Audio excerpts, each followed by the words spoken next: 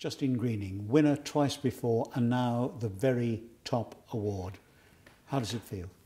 I feel really honoured actually to be Patchwork MP of the Year, because it's an organisation that's done so much fantastic work over the years, and I've steadily got more involved with it because it's so great. So to get an honour like this from them means a lot actually, and I wanted to say thank you.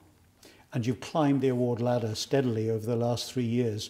What are you doing now? What have you done in the last year for the ethnic community in your constituency that you might not have done 2-3 years ago? How's it progressed? I think I've steadily worked with more of the very different ethnic minorities that live in my community. It's very mixed, and actually over the years we've had different groups, you know, Eastern Europeans, Polish.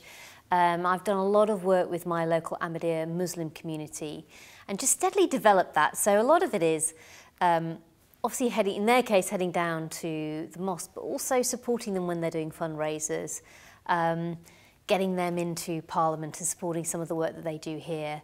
And I think then working with Patchwork.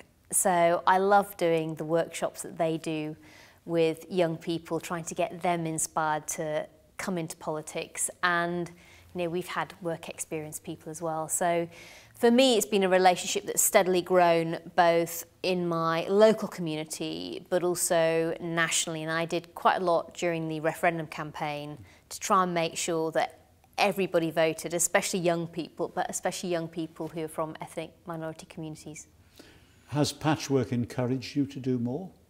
Definitely. I think without Patchwork, in a way, I was a local MP getting on doing a lot of things that I thought mattered in terms of reaching out across my community. But I think what Patchwork have done is just help me see a bigger picture, really. And it's a picture that resonates with me. So I got involved in politics, not through some big life mission at all. I didn't plan to be an MP, but I got involved because I think everybody has a voice that needs to be listened to.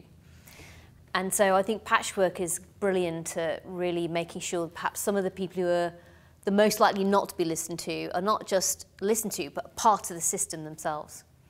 We are making progress clearly in this country with integrating more and more people from the ethnic communities and young people in particular. But what do you think are the obstacles that are still there? Are there certain things that are ingrained in the system that make it more difficult for young people from ethnic communities to feel integrated into the system? I think often when they look at the House of Commons and Parliament, it doesn't look like a place where they see a lot of people from their community still. We've come a long way, but there's a very long way to go. And I speak as someone who, no one in my family had been involved in politics, and as a consequence, I didn't really see it as something that I would do. It was something that other people were interested in, but less so me.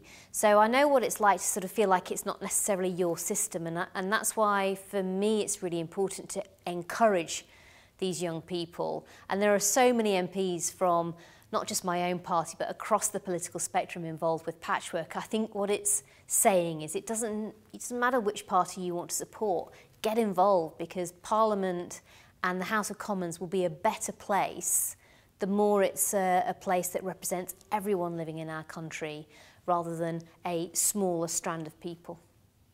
Justine Greening, thanks very much. Thank you.